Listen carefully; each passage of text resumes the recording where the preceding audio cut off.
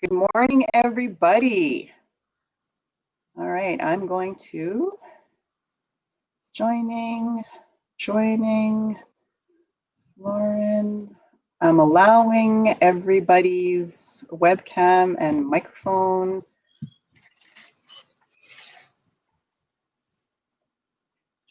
So I don't know who I've already allow. Some people I can, depending on the device that you're on, but if you choose to have your stuff activated, you absolutely can. Good morning, Trenton. Hello, Randy. Hey, Comox. Nice day there today. It's sunny in Edmonton. And this is Nicole. We have Heather is on holiday this week, so we have Nicole who's just back from maternity leave. So welcome back, Nicole. Yeah, dive in. From my house. Yeah. Nice in Edmonton. Yeah. Hello, Florin. I'm sure I'm saying your name totally bad, but I apologize. So how is everybody doing? I'm glad to see everybody's here. It was nice to see that we had some registrants. There's been a couple of, I think a lot of people are sort of rolling back to work. So I think that the registration for a lot of the webinars is kind of declining a little bit because people are getting back into the swing of things. So I'm glad that you guys are still all here. Maybe just to get a sense from those of you who are already online. Oh, next week. Okay. So how many people think that they will be here or able to participate or are planning on watching it after it's gone on to the CAF Connection? Because we've got 3 sessions left. So is there anybody who's going to be able to be here for all 3 of the next ones? Or are we going down to like Corinne's is going to be here for all? Okay, awesome. Because those are all okay, excellent. Thanks, Jeremiah. Unsure. I'm the token vet. Oh, nice. Awesome. Hello, Richmond, BC. Oh, I love Richmond. I have a story about I'm back to work part-time, so it's variable. If I work from home, maybe, yeah. Trenton, July. Yeah, I know it's kind of all over the map, right? Like Nicole and I were just talking, Suffield apparently is back to work tomorrow. So, which, not gonna say anything, but yeah, I'm not sure. So, all right, well, you know what? We're going to do them one way or the other because they're all on the schedule. And so for anybody who wants to hear what we did talk about, they'll all be there. They'll all be on the recorded. Hi, Moose Jaw. They'll all be on the CAF Connection or wherever it's being posted, because I know that there was supposed to be another link, and I don't know that I actually have that current link, but it'll all be there. So we're going to be recording them, so they'll be here for posterity. And interesting note that Nicole shared yesterday when we were practicing is that the chat doesn't show up. And I think somebody might have mentioned that last week too.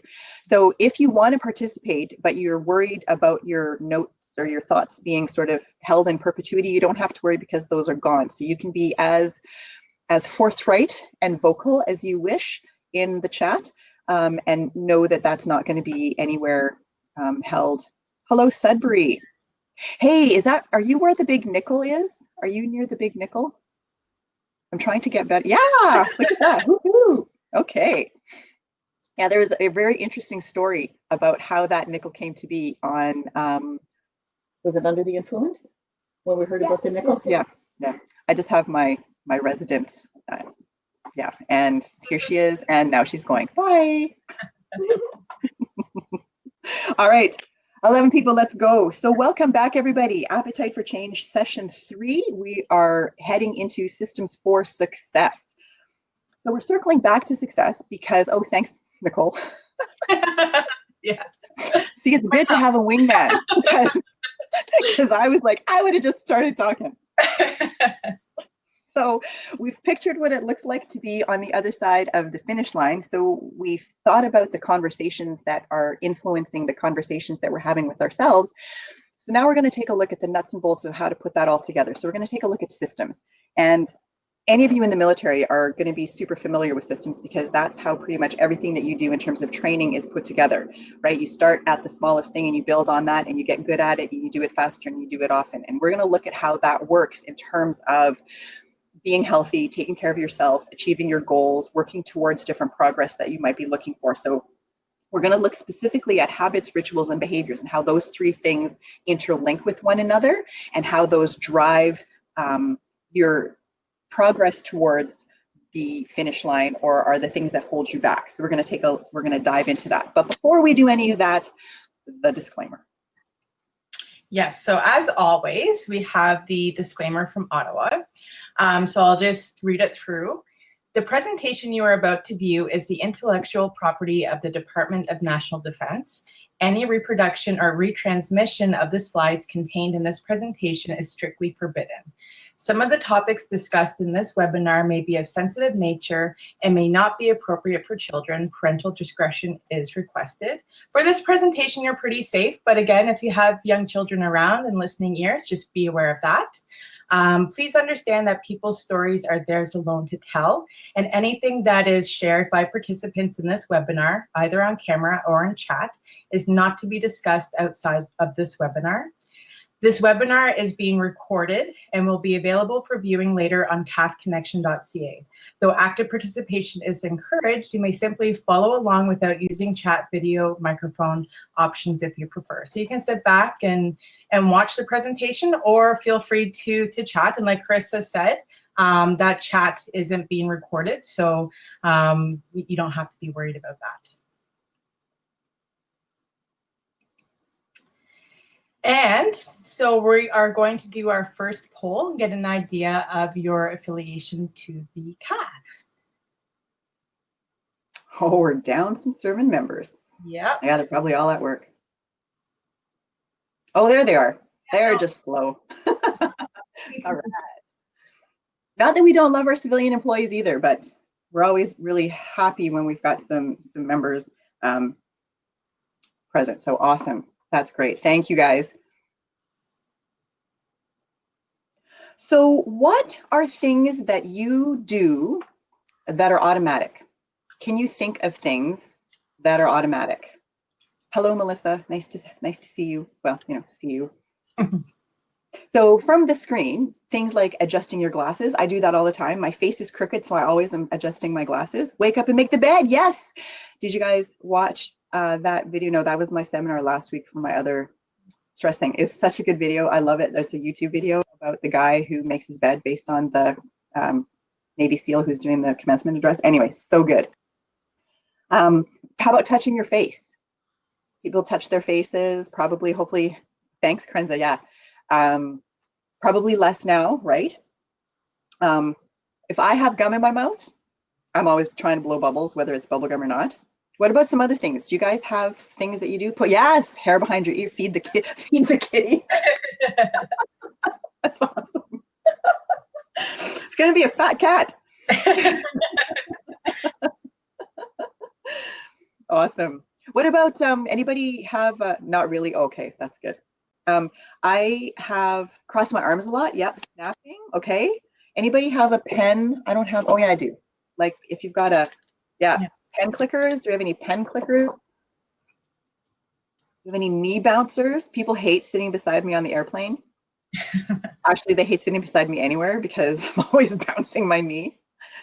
I noticed that I do this now because I'm on a wheelie chair and my feet are on a step, so I can. So yeah, twirl the pen in my fingers. Yeah. When I was in university, that was one of the things that one of my classmates did. He was able to do this pen flip thing, and I spent all semester learning how to do that.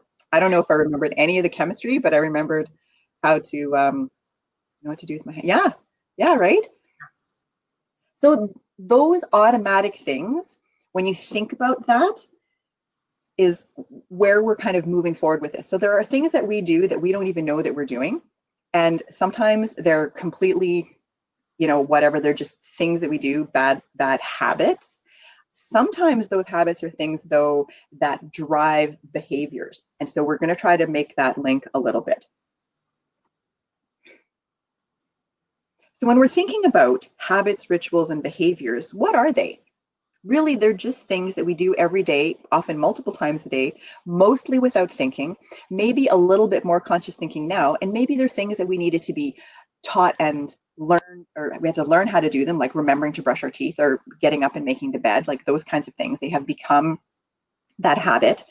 And others of them, we needed to be reminded. We all got lessons now. I'm sure everybody's watched the little videos and on public health on how to wash your hands, right? Like getting your thumbs and washing between your fingers and doing the tops and singing the song in 20 seconds and under the running water and like all that. So we've had to kind of remember how to do those things that had already been ingrained into our mind. And it's a testament to how smart we are, how brilliant this organ in our skulls is, that we can do those things without thinking. And of course, there's military examples as well, right? Like field stripping your weapon, packing your gear, getting ready for a jump, or any of the things that you need to do, like parade. How many times do you guys have to practice your drill, right? So things that you need to do right, well, fast, and consistently. That's what the practice and the training is all about. And so when we're trying to change our behavior, we need to think about what are things that we can practice, what can we train that allows us to do them without thinking, that it supports what it is that we want ultimately to achieve. So do people think that habits and rituals, like what do they have in common? Are they more similar or less similar? And anybody who's got their mics activated, please feel free to chime in. You don't have to put camera on if you don't want, if it's easier to speak, or just put in the chat. We're used to the anonymity. It's okay. No pressure. Okay, I'll tell you. So in my opinion, and it's just my opinion, I think of habits more as those mindless things that we do, just the autopilot. It's a habit, how we get to work, right? We get in the car, we drive the route, we don't even think about it. Everybody's had that realization that they're parking their car and they're like, I don't actually know how I got here, but here I am. Did I stop at the lights? Were they red? Did I turn? Did I look for traffic? But here I am because it's on autopilot, right? So that can be viewed as a habit, right? Absolutely. Whereas rituals are maybe slightly more mindful and maybe they're associated with something, like, for example, coloring Easter eggs or how you eat an Oreo. Eating an Oreo might be a habit if the bag is there, but how you do that, there's a ritualistic aspect, right? So those are what we're thinking about more in terms of rituals versus habits. They're both things that are done repetitively and often without a lot of conscious effort. It just happens. You see yourself twisting or biting or dipping or whatever the case may be. But even something like family movie night. So the ritual might be a family movie night on Friday night. And you also have popcorn as part of that ritual. But maybe the habit is that you choose the biggest bowl of popcorn to have the most popcorn present. And what that does is it leads to the behavior of mindless eating.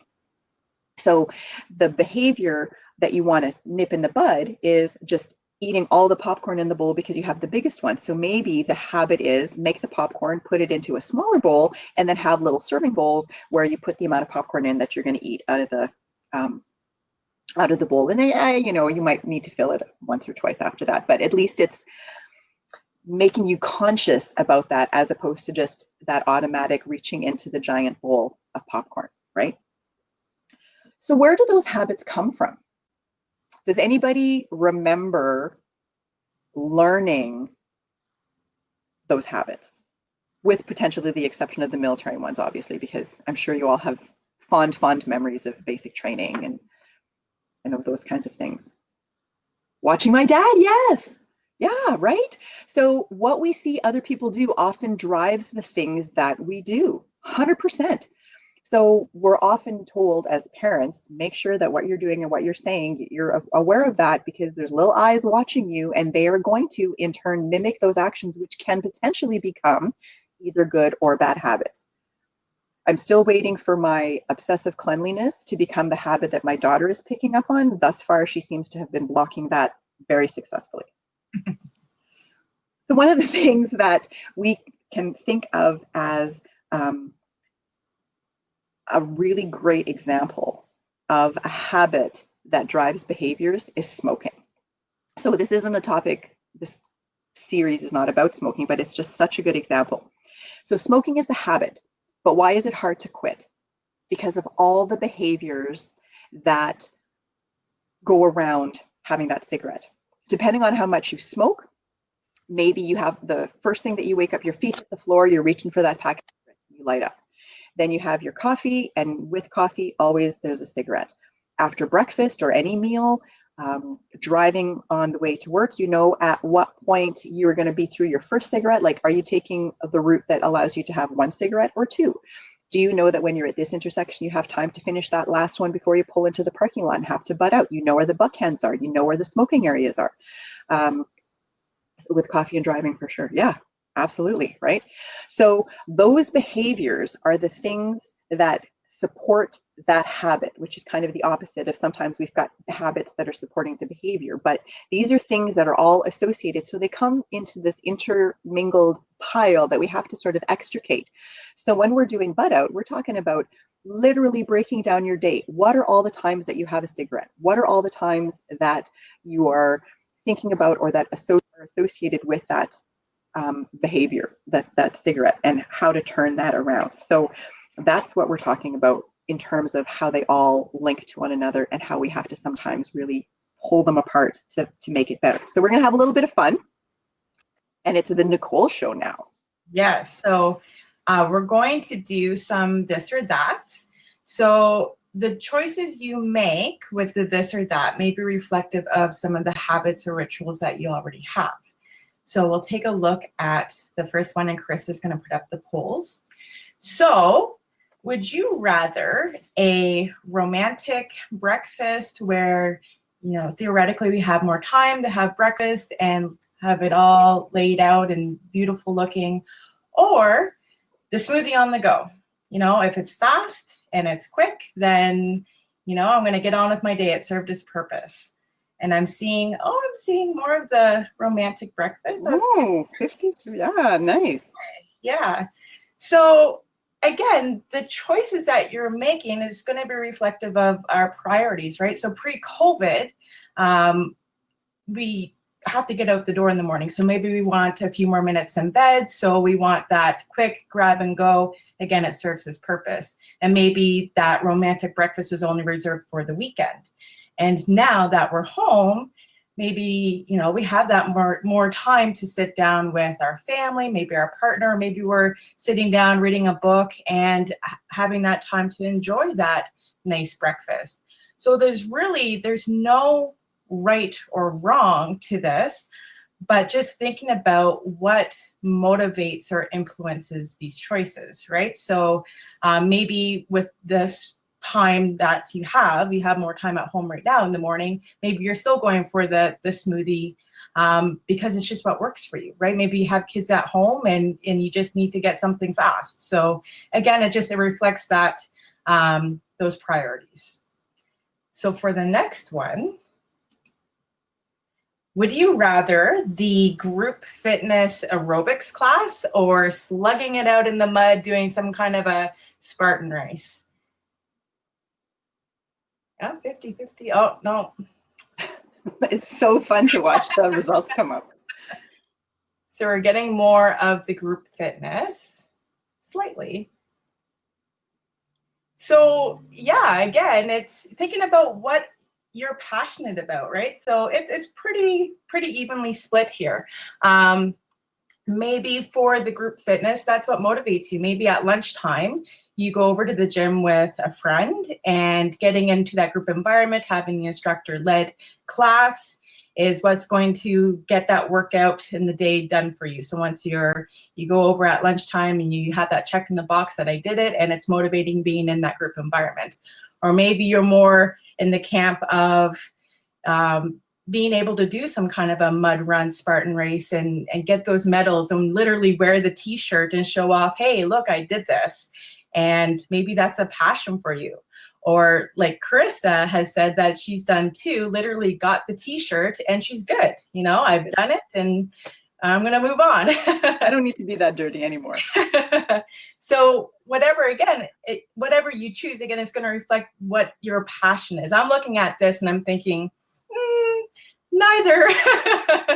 And that's okay too, right? So for me, it's more of that being in the swimming pool. I like to I grew up swimming and in synchronized swimming, so that's kind of my always go-to. But hopefully, maybe if you haven't found that passion yet, you'll find it. So there's always that time to find something that you're going to love. And for the next one, so are you more inclined to watch that latest and greatest Netflix series or some kind of televised sports, which you're probably in withdrawal now since there's nothing going on? Oh, we're more into the sports. Okay. So a lot of unhappy people then right now. So again, for some people, it doesn't matter what kind of sport it is, as long as there's something moving on the field and there's points to be had, then, I'm going to sit back and watch.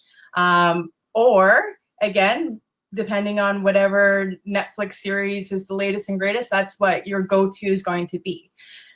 But however you answered this, I want you to think about, is there a snack that you can think of that you have to have while you're watching one of those things? So let's say you're watching that sporting event on TV, but without that snack, it feels like something's missing. So think about, can you watch TV without a snack? Is that possible? Oh, yes. And eat fruit. Sorry, rock, paper, scissors was the answer to Karenza. Okay. Fruit, yeah, for sure. All right. Awesome.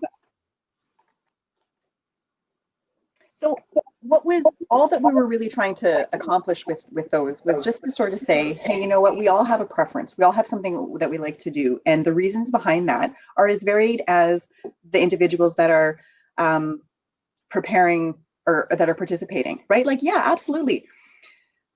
I can watch a TV show or go to a football game without buying something or eating something, but there's just something about the experience of having those wings or getting that big hot dog that's wrapped in the foil. And, like there's just kind of that thing that makes it be a part of the experience. So it's just a question of, am I deliberately going to go down there and have a hot dog because the game happens to be at supper time, or am I going to eat a hot dog even though I had lunch before I went to the game, but I always have a hot dog, right? Like, so we have to think about those kinds of things in terms of what is driving the decision to do that. And we're going to talk a little bit more about that next week when we're talking about the different kinds of hunger that people experience. And you think that hunger is hunger, but oh no, it's not. So when we think about those different rituals and habits, so the questions were meant to kind of get you thinking about what motivates, what drives, what causes you to think A or B, and maybe where does some of that come from. But do the things that you do habitually or ritually, do they help or hinder with the achievement of the goals that you want to accomplish? So just because you've always done something a certain way doesn't mean that it can't change. It just means sometimes it's a little bit harder because it's so ingrained and it's so supported by all of the things that you have going on in place. Sometimes the behavior that we want to start doesn't ever get off the ground because we're literally jumping into something that's too big and we haven't thought about the steps that are required to be able to make that happen. Nobody says, I'm going to jump out of an airplane, I'm going to be a jumper, I'm going to be a skydiver, and they run to the airport, hop in a plane, and jump out, right? There's all kinds of things that happen before that even can become an option. So we need to know what all of those little steps are that are going to create the environment or the frame within which that behavior is going to be supported. So maybe what we're going to need to do is just break things down into the smallest, tiniest pieces possible. So I'm going to use the example of going to the gym because there's a great podcast and I'm going to try, or Nicole's going to try, we're doing an experiment. So I'll put the link up to the podcast that I think it came out of because I've lost track. I've listened to so many, but we're going to put that up in a minute. But we're going to just go through the idea of going to the gym. And James Clear, I don't know if anybody's familiar with James Clear. He wrote Atomic Habits. It's excellent. And that's what he does, is he breaks things down into how do you develop good habits and how do you maybe start dismantling some of those bad ones. So if we look at going to the gym, it seems like a no-brainer for those of us who do it on a regular basis. But if this is something that you feel that you've always wanted to try to get to but haven't quite made it there, then it's because it's actually a monumental task. So the first thing is, do you have a gym membership? Do you have a place that you can go? No? Then we need to find one. So are you female and prefer to work in a women's only environment? Are you either gender and you prefer to work more in a functional fitness kind of a space? Do you want to have one that's got group fitness classes as well as just equipment? Do you want things that allow you to work in zones? What is it that's going to make you feel the most comfortable? So that's a big decision to make, and money and cost. For us, well, Nicole, not so much. She's just happy when the pool is open across the street. But for Heather and I, we're grateful that the gym is across the street when we're at the office because we go at lunch and we work out there. But you need to have that place to go. You need to have that place where you're going to feel comfortable. What if you think you should go to the gym because everybody else says, if you want to get in shape, if you want to be healthy, if you want to be fit, you need to go to the gym. So you're like, I should go to the gym. But what if you hate the gym? What if you hate the gym? Then all of that is a waste of time. Like, don't bother breaking it down if it's something that you hate and aren't going to do. It might turn out that you start going to the gym with a friend and you realize, you know what, this is kind of fun and I like working out with my friend. So maybe this is something I could consider. But make sure that if you're going through this process of breaking it down, that it's for a behavior that you actually are interested and passionate about doing. Okay. So let's just assume that going to the gym is fine. You're okay with that.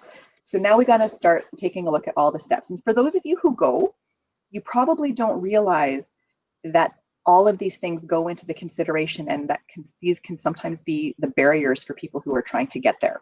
So just think about how that has already happened for you. So you've decided that you're going to go, gym is good. You have a place to go. You've got your membership or your ability to get there.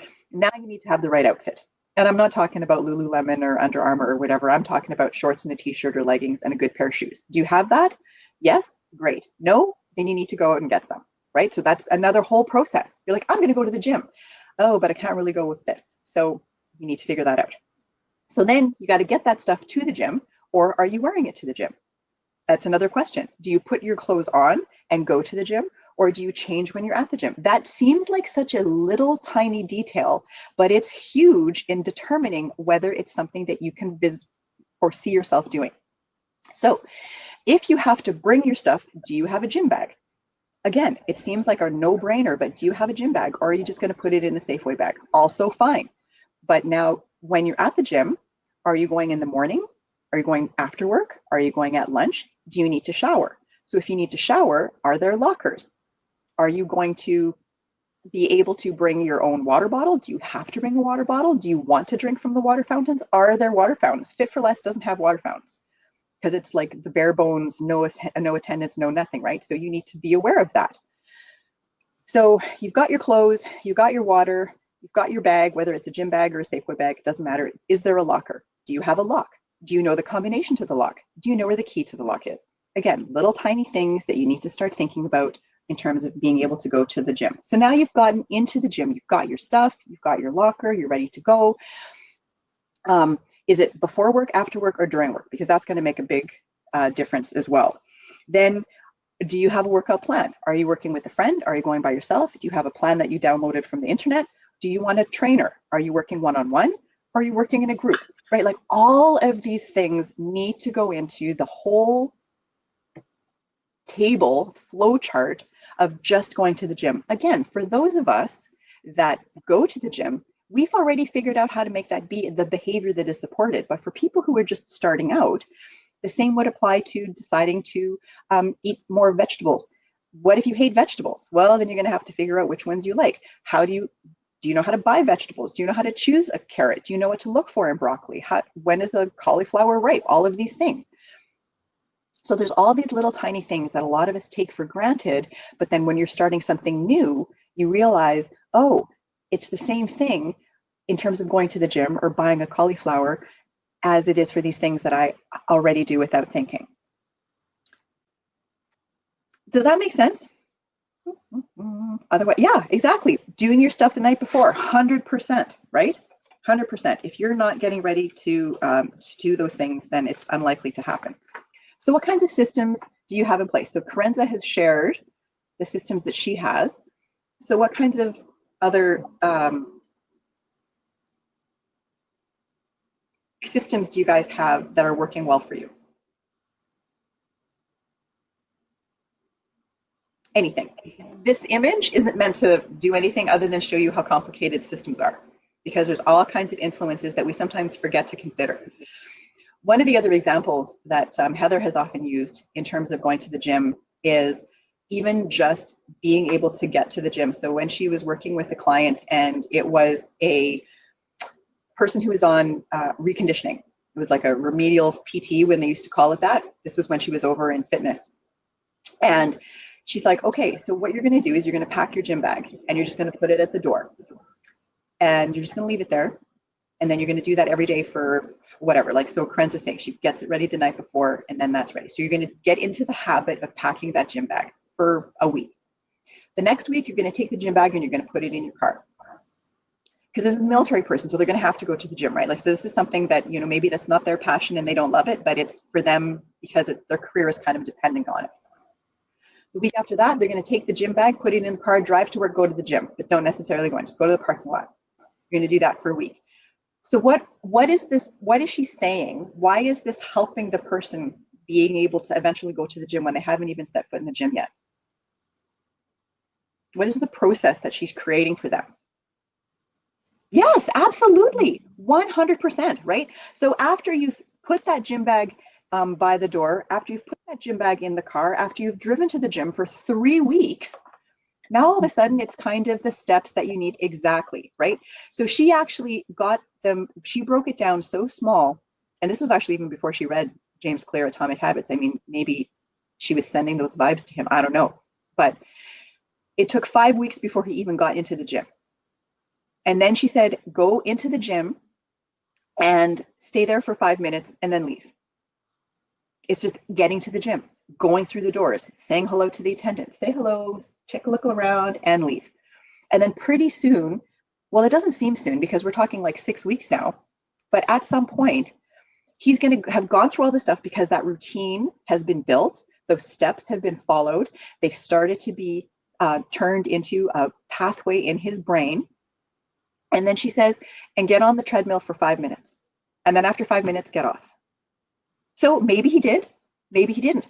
How many times have you said to yourself, I don't feel like it. I don't want to do it. I'm going to do 5 minutes and then I'm going to quit. But you don't, because once you've gotten over that 5 minutes, you're kind of like, this isn't so bad. I can finish this. I'm not a swimmer. I don't think Nicole has seen me swim. It's not pretty. I'm a sinker as opposed to a swimmer, but I love the water. And so I just say to myself, I'm going to swim to the end of the pool and back. And I'm going to try to do front crawl. And it looks like I'm actually drowning the entire way and coming back. But I make myself do it. And then I'm like, okay, that wasn't so bad. I'm going to do it again. So I just, you kind of get yourself to a point where the momentum is what's actually driving you. And that's what we're talking about systems. We're talking about that. And you can apply that to every single aspect of your life. The next piece of that, though, is what are you going to do? What are the things that you want to see happen for you in your life? If you have, Karenza was talking about water. So one of the easiest ways to do that is to have a water bottle. Okay, this is my coffee cup, but your water bottle right where your workstation is. And you're going to reach for that and drink because it's there. And pretty soon you're going to reach and you're going to write, hey, it's empty. And you could have put it back down because you're working. Then you're going to reach again because you're still waiting for that sip. And you're like, oh, I have to get up and fill it. But you would never have known that that cup was empty if you hadn't started putting that cup on your desk in the first place to drink that water. Same thing if you want to eat more fruit. If you want to eat more fruit, put a bowl of fruit on your counter that's washed and ready to go. So you can just grab it on your way out the door, or you can go down to watch sports and grab your fruit, right? Because it's there. The healthy choice is the easy choice. And so what you want to do is you want to set yourself up for success by creating those routines, creating those rituals, and starting to practice those habits that make them so cemented and automatic. But a really important consideration is, because we all know that best laid plans What do you need to do if something goes right? Do you have a plan B? Say you decide that you're going to work out at lunch. And I'm sorry that I'm kind of harping on the working out at lunch or at working out at all, but it's just an easy one because it links to so many different things. Say you decide that you want to work out at lunch, but there was a last minute going away luncheon for one of your coworkers. What do? What is your plan B? So now your lunch workout, which you always have, is in danger. Do you have a plan B to address that? Can you go after work? Can you do something with your family instead that's going to give you your exercise quota without necessarily having been at the gym? Before work and after? Okay, well, you're just keen. Awesome. Yeah. But what if you didn't know? What if you didn't do your morning workout? You don't have a morning workout. It's your like 30 minutes. Yes. Find it somewhere else. Absolutely. Stick it in.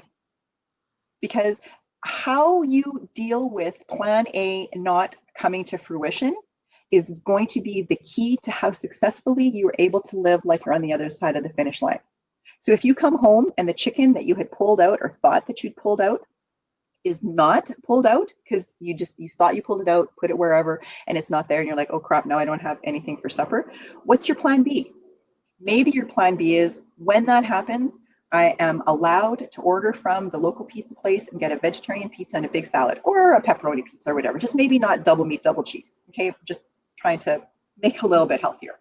Or do you have leftovers from the night before? Or might this be a night that you could do breakfast for supper? Because most of us usually have eggs in the fridge, right? Unless there's an egg allergy or you hate eggs. But, have pancakes. You can whip up pancakes with like 3 ingredients, well, maybe 5, and have breakfast for supper. So how you plan being it really is going to be a deciding factor into how successful you can be, because something is always going to throw a wrench into your plans. That much is guaranteed. I mean, look at our plans. Our plans for 2020 have pretty much gone down the tubes. So we're all plan being it right now, right? We're all plan being it, and that's okay. Brene Brown, who I believe invented the term plan being it as a verb, she has some great tips on that as well. You just need to be able to figure out what are you going to do to make sure that you're still moving forward, even if it's slightly over to the left or to the right of what you thought the path was. Okay, does that make sense? How many of you are 2020 planning to get rid of COVID? Yeah. Totally. But you know what? I'm really worried. It's totally off topic, but I'm really worried because here in Alberta, I think we're moving too quickly, and I think that's going to come back and bite us in the ass. It's not going to be good. So yeah, I know Brene Brown is amazing. She's so cool. All right, so many pieces to this, you guys. Like so many pieces.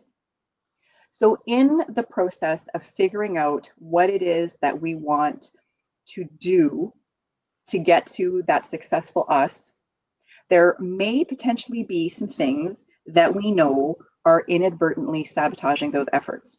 So all of us probably have some things that we need to stop doing because they're just not working for us. We're doing them because maybe as we maybe have mentioned, I might have forgotten to say this, but those rituals and habits, we do them because they meet some kind of need for us. Mm-hmm. So maybe the habit that we have or the behavior that we have that needs to stop is really hard to stop because it is actually meeting a need for us right now that we aren't getting met some other way. And until that need is met in some other way, that behavior is going to continue, because if we stop doing it, something isn't going to happen for us, and we're not going to be able to function.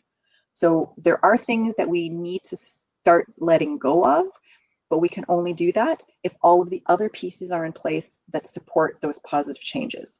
So if, let's say, eating a row of Oreo cookies is how you deal with a bad day, then maybe we need to figure out a way to deal with the bad day in another way than eating that row of Oreo cookies. I think I used to know how many were in a row, but I've since forgotten because I think the packages can also have gotten smaller. Mm-hmm. But we also know that we're doing things that are working. Everybody is here and successful because they are doing things that are working. So you want to keep those things.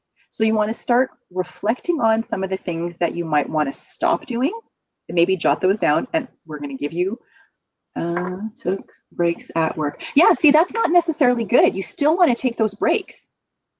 You still want to take those breaks, but they need to be done in a different way so that it still supports you to have a break, but doesn't trigger you to go have a cigarette, right? Like, so that's what I mean. It's so complex and so interwoven that we think it's just a simple walking. Okay, great. So that, Florin, is walking something that you want to start doing or that you're already doing and you want to keep doing? I had to stop taking breaks at work 2 weeks. Yeah, I mean, a lot of people do say that. And Mhm. unfortunately, if you're not, oh, for others, okay, gotcha, thank you. 2 hours and you get what I need. Yeah, yeah, yeah, for sure. I mean, and so right, like that's a tension that's going to exist between you and your family, so that you're doing things for you, um, while still recognizing and valuing that they want you to be home with them. Right, but that's a conversation depending on who all is in your family and how old they are. Maybe that's a conversation that you can have to say, hey, what can we do to work together so that we all get what we want, but I get to go to the gym for me because that's how I keep my sparkle, right? Like, that's what I tell Daphne. I need to go work out because if you don't want me to be cranky nasty mama, then you gotta let me work out. All right, be angry all the time. No, not really. Well, maybe. And then there's the green box, which that's the hardest one sometimes. This is the green box of starting something new, which means it's all brand new things that need to be implemented. Those are all of those steps that we just did the example of the gym with, right? So whether that is learning how to swim, actually, one of my friends is learning how to ride a bike. She's grown up. She doesn't know how to ride a bike. So she's already had to buy a new helmet because she's crashed into her garage. She put a dent into their garbage can with her head. Um, but she's not giving up. So talking about breaking things down into their basic steps, right? That is her journey. That's her green box. And so she's keeping on plugging away at that. So how do you do that? Well, again, lots of steps. We know that you have to have a plan. We know that something needs to happen in order to make the thing be real, visual, concrete, and oh, yay! Awesome. Skateboarding. Yeah. Best thing ever. That's my new passion. I'm still not super awesome at it, and the weather hasn't really cooperated, but I'm planning on going out today. So you got to figure out a system. And any of you who have tuned into the stress webinar know that this orange thing over here to my left, this was my lifesaver. This is what kept me sane in the first 2 weeks of this working from home thing, because I was lost and floundering. So I had to create a system where I write stuff on sticky notes and put them in the squares. And as I'm done, they go on my completed tasks sheet. And I don't use this as much anymore because I've transitioned to being able to just go with like a 1 week jot stuff down approach. But you need to do something that's going to work for you. So the bullet journal on your screen that shows the little droplets of water, maybe if drinking more water is what one of your goals is, you do that and you fill out the little drops every time you empty your glass or every time you have to go refill your water bottle. The little squares are your workouts. Fearless Floaters course, awesome. That's amazing. I love that. What? The fact that it's on your PER, I think, is amazing because that speaks to the fact that you're always learning, right? And that learning is so important, and it will probably trickle into other aspects of your life. That and you know what? It's good for a laugh, and absolutely, I think that's amazing. So do things for you that are going to work. Find a system that is going to lay out for you, like my tried and true day timer of old works for me when I'm at work because I can see the schedule of the classes that we're teaching and the stuff that's coming up and the meetings that I'm going to have. But here at home, it doesn't fit the bill. So I had to come up with something different. So whatever you choose to come up with for yourself, make sure that it's fun, make sure that it works. Because if you don't like it and it's horrible and tedious, you're not going to do it. So there's another piece to this, and not like I haven't asked you guys to do enough already, but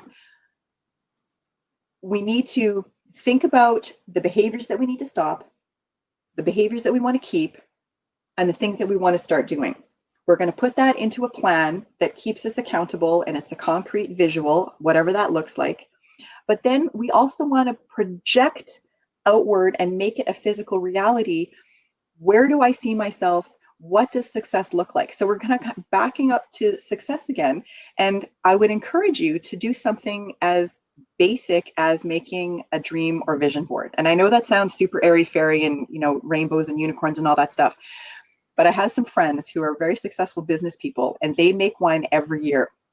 And they have gotten where they are because they put out there what it is that they want to accomplish in any given year. And they make pictures, the whole family is involved. Like when it was just the two of them, it was stuff about the two of them. Now they've got two boys, and the two boys have their things. They're really huge into jujitsu, so they put like medals and podiums up because one son is competing in jujitsu. So they're creating these images for themselves. Every year they make it, and every year they can tick off stuff that they've accomplished because it's out there outlined for them. So if you're close to retirement, what do you want your retirement to look like? If you're nowhere close to retirement, what do you want the next 15 years of your career to look like? If you've got an idea about the trade that you want to get to, or about a special thing in the military that you want to accomplish, put that on there. If you don't like the cutting and pasting idea, I'll show you what mine looks like. If you don't like cutting and pasting out of magazine pictures, do it online. You can do a virtual one. I think you could probably even Google an app on how to make one of these things virtually. So it's a new year, 2020. Those are my things that I want to do, my things that I want to learn, things that what does it actually say? Things I want to get better at, something I want to do less of, 2 new things I'm going to try, and 10 things I want to learn. So that's what's on there, and that's what the pictures kind of are supposed to represent. So there's travel, there's games, there's nature, there's environment, there's sharing, so that was me. That was something that worked for me, and I had a super fun time doing it. My husband still thinks I'm a freak, but yeah, you know what, 16 years later, he's still stuck with me, but it helps. So that's just an example. So it's an idea of how, again, to try to put something out there that isn't going to encourage you to be that person that you want to be on the other side of that finish line. So to get you there, the handout, should you choose to download them, hence the winky face.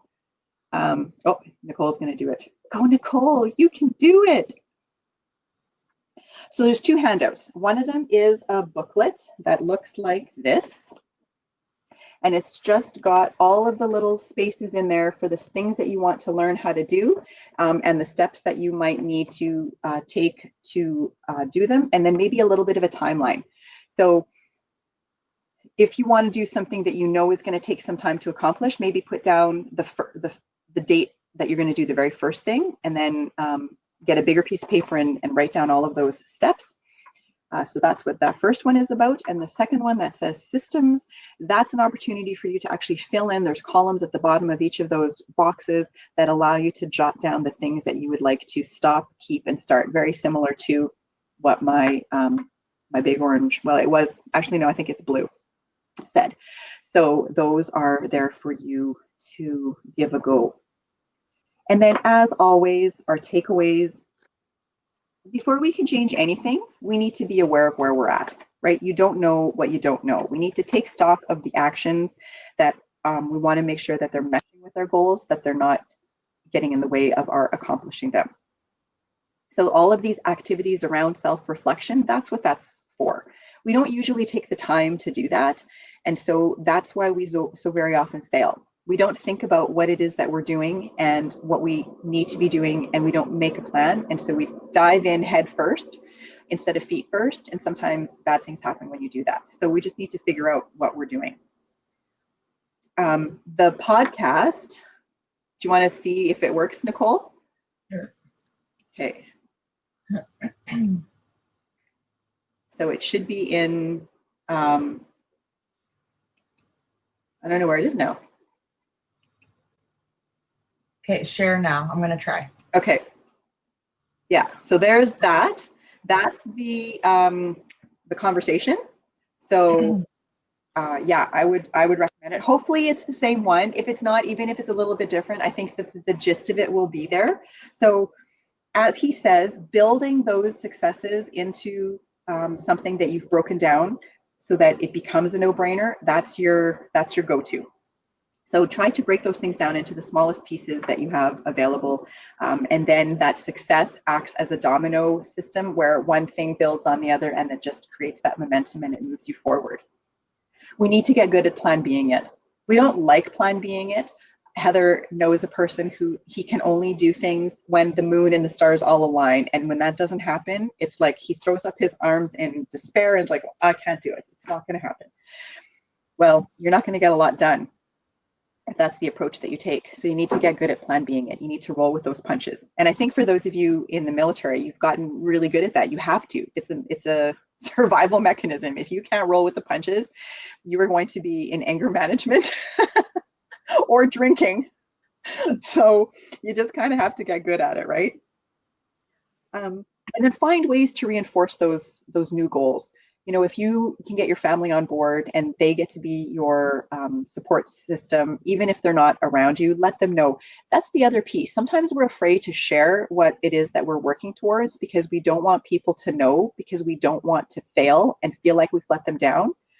But if you tell them what it is that you're working on or trying to accomplish, then you're creating a support system and a cheerleading squad that is going to be there and rally behind you and encourage you when maybe you're starting to feel like your motivation is flagging. So put it out there and get that support from the people that are going to help you to be successful.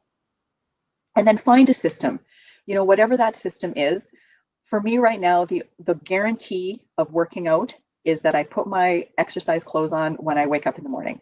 I walk the dog, I feed the dog, I go downstairs and I work out. Except for today and Thursday when I have a webinar, but you can see that I've put 2 stickers in my afternoon blocks that says workout.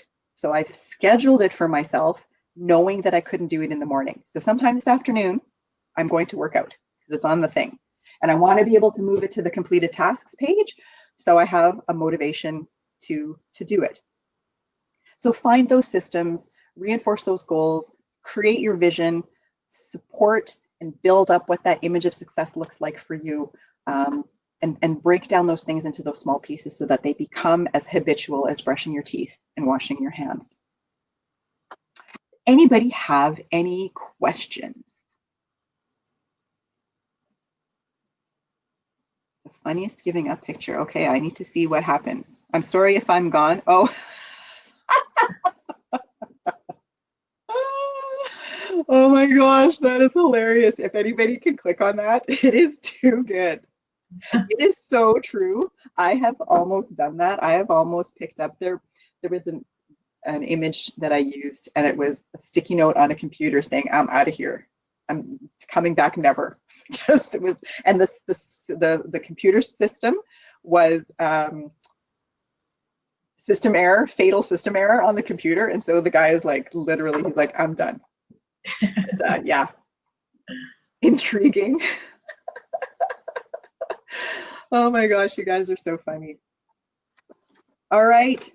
So once again, just to remind everybody that there are, okay, now I don't know how to get this thing off my screen. I'm going to move the featured action so that I can move forward. Oh, no. I don't know why it's there. I don't want to, can I close that? Oh. Yeah. So the resources, as always. Now, good news and bad news.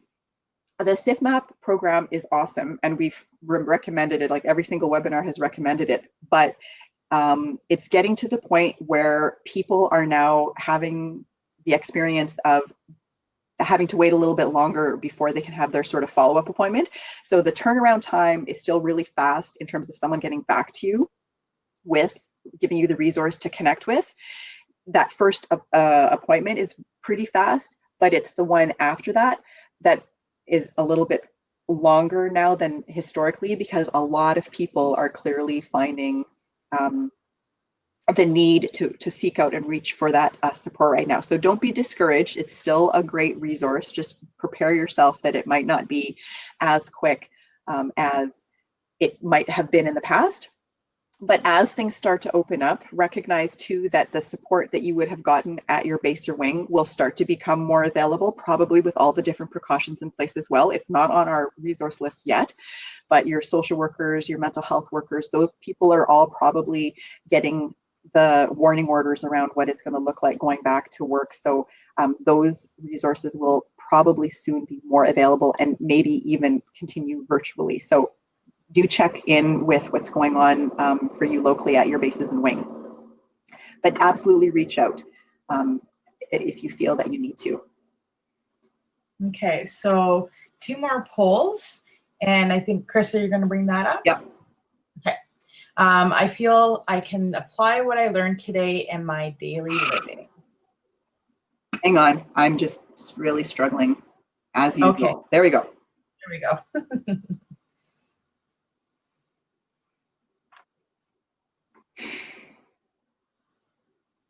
My only criticism about this poll is that I think they need to put agree at the top and disagree at the bottom, because I feel like people just automatically sometimes make the distinction anyway. Yeah. Or you can just do like we've done in the past and just put agree throughout, which is, also good.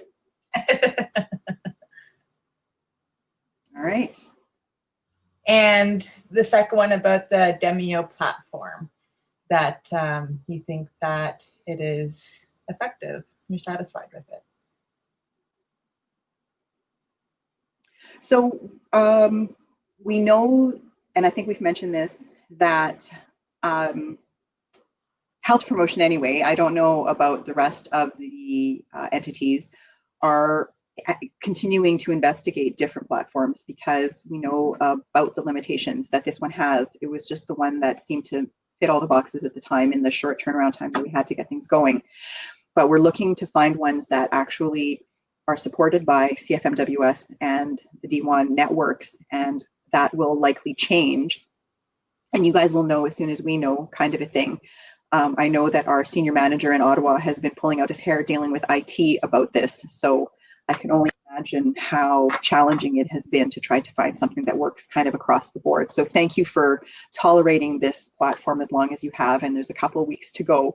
And then we'll sort of see how that all pans out. But in the meantime, if anybody has any parting thoughts.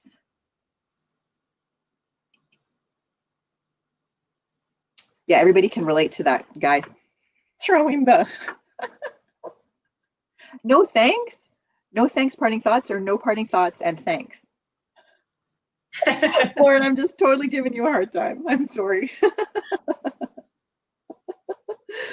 Oh my goodness. Okay, good. Oh, high fives. All right. Awesome. Right back at you. You're welcome. So yeah, guys, have an awesome week, and do take care. I encourage you to check out the resources, obviously, and the podcast if you have a chance. And if you've got anything that you would like to share, as we've done, please feel free to do that as well, especially if it's things that you think that will bring a smile to the faces of the participants, and maybe lead them down a path towards the success that they're looking for. So yeah, thank you, Nicole, for doing a great job on your first webinar. Second week back. Second week back. Nothing like baptism by fire to get you going. Yeah. Sounds good. Yay, Nicole. See? Awesome. Thanks, Lisa. All right, everybody, have an awesome week. Enjoy the weather, whatever it may be where you are at, because there are no rainbows without rain. So take care, be safe, and see you on the flip-flop. Bye. Bye.